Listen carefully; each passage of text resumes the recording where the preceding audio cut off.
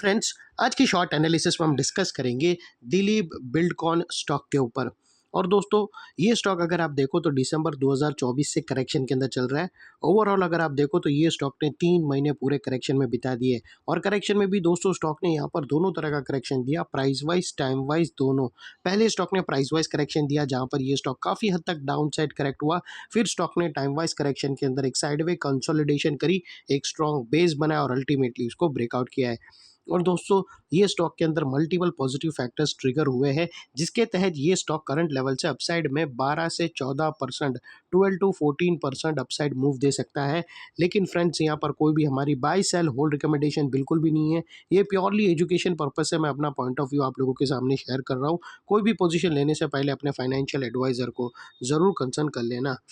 दोस्तों, आप लोग देख सकते हो कि ये वो टॉप था जहां से स्टॉक के अंदर एक डाउन साइड मोमेंटम बना, एक डाउनवर्ड स्लोपिंग पैरेलल चैनल के थ्रू।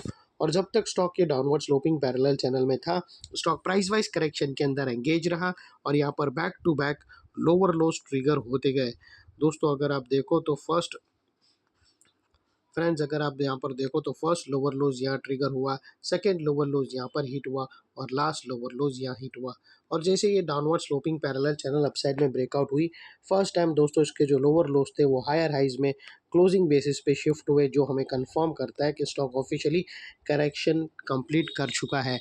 यहाँ पर हमें दो मेजर पॉजिटिव सिग्नल मिले। पहले तो इसने डाउनवर्ड स्लोपिंग पैरेलल चैनल को अपसाइड में ब्रेक कर दिया, जिसके वजह से जो डाउन साइड मोमेंटम आ रहा था कंटिन्यूसली, वहाँ पर अल्टीमेटली टेम्पररी ब्रेक लग गई। और सेकेंडली, इसके जो लोअर लोज थे वो हायर हाइज में शिफ्ट हुए क्लोजिंग बेसिस पे, जो ये कंफर्म करता है कि स्टॉक करेक्शन कंप्लीट कर चुका है, ट्रेंड इसका चेंज हो चुका है, करेक्शन का ट्रेंड बाय साइड की तरफ शिफ्ट हो चुका है, एज लॉन्ग हैज इसके लोअर लोज प्रोटेक्टेड है।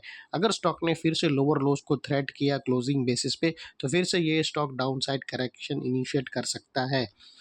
और दोस्तों, बात कर लेते हैं यहाँ पर डाइवर्शन की। तो फ्रेंड्स, अगर आप MACD यहाँ पर डालकर चेक करो तो आपको यहाँ पर क्लियरली पॉजिटिव डाइवर्शन विटनेस होगा। प्राइस एक्शन के जो लोअर लो स्विंग अगर आप देखो तो दोस्तों वो डाउन साइड की तरफ टिल्ट हुए हैं। और वही दोस्तों MACD की ऑसिलेशन देखो तो वो अपसाइड में टिल्ट होकर यहाँ से हमें एक ब्रेकआउट मिल रहा है, जो एक अपसाइड मोमेंटम पम्प कर सकता है स्टॉक के अंदर। और अल्टीमेटली दोस्तों, बात कर लेते हैं यहाँ पर चार्ट पैटर्न की। तो फ्रेंड्स, अगर आप देखो तो यहाँ पर आप लोगों को clearly ascending triangular chart pattern breakout होता हुआ विटनेस होता है। लेकिन दोस्तों याद रखना, स्टॉक ने ऑलरेडी ब्रेक किया है, लेकिन क्लोजिंग बेसिस पे ब्रेक करना फिलहाल अभी बाकी है। और दोस्तों, एग्जैक्टली नेकलाइन पे क्लोजिंग किया है, लेकिन हमें नेकलाइन के अबाव क्लोजिंग चाहिए। जैसे ही दोस्तों नेकलाइन के अबाव यानी 451 पे ही क्लोजिंग दिया है, हमें 451 के ऊपर क्लोजिंग चाहिए। जैसे ही 451 के ऊपर क्लोजिंग मिलती है तो दोस्तों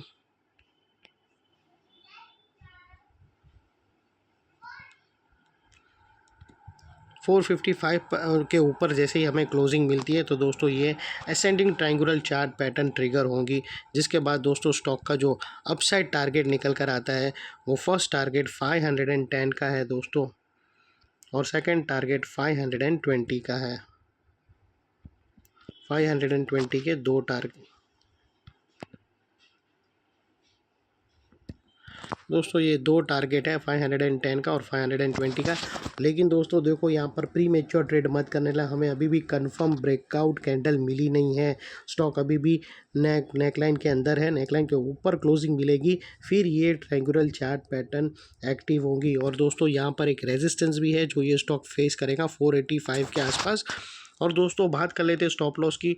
तो स्टॉप लॉस के लिए दोस्तों फ़िलहाल अभी ब्रेकआउट हुआ नहीं है कंफर्म ब्रेकआउट। जैसे ही ब्रेकआउट कैंडल मिलती है उसके आप अपने एडवाइज़र को पूछकर ब्रेकआउट कैंडल के लो के नीचे क्लोजिंग बेसिस पे स्टॉप लॉस रख सकते हो, या फिर ATR की भी हेल्प ले सकते हो। जो भी स्टॉप लॉस रखो दोस्तों, इतना मेक श्योर करना है कि आपका risk to reward ratio at least 1:2 या मिनिमम 1:1.5 रहना चाहिए। और फाइनली दोस्तों, नेकलाइन के पास का ये वाला एरिया बहुत ही इम्पॉर्टेंट एरिया बनकर ट्रिगर होगा, बिकॉज दोस्तों मल्टीपल पॉजिटिव फैक्टर्स हमने यहाँ पर ही एक्शन में आते हुए मिले। यही एरिया पे डाउनवर्ड स्लोपिंग पैरेलल चैनल को अपसाइड में ब्रेकआउट होता हुआ देखा, लोअर लोज हमें हायर राइज में शिफ्ट होते हुए मिले। यहाँ पर ही दोस्तों हमें पॉजिटिव डाइवर्शन मिला प्राइस एक्शन और एमएसीडी के थ्रू। और यहाँ पर ही दोस्तों असेंडिंग ट्रायंगुलर चार्ट पैटर्न भी ऑलमोस्ट बनकर रेडी है। सिर्फ हमें नेकलाइन के ऊपर के क्लोजिंग का वेट है। जैसे ही नेकलाइन के ऊपर हमें क्लोजिंग मिलती है, नेकलाइन का ये एरिया जो अभी तक एक रेजिस्टेंस है वो अल्टीमेटली टर्न हो जाएगा इनटू एन इम्पॉर्टेंट सपोर्ट। और इतने बड़े स्ट्रॉन्ग सपोर्ट के नीचे फिर क्लोजिंग बेसिस पे आप लोगों का स्टॉप लॉस रहना चाहिए जो आसानी से ट्रिगर ना हो। और अगर ट्रिगर हो जाता है तो उसको सिंसियरली स्टॉप लॉस देकर ट्रेड को वाइंड अप कर देना चाहिए। ये थी हमारी एनालिसिस फ्रेंड्स। अच्छी लगे तो प्लीज़ चैनल को लाइक शेयर सब्सक्राइब ज़रूर करना। Thank you. जय हिंद।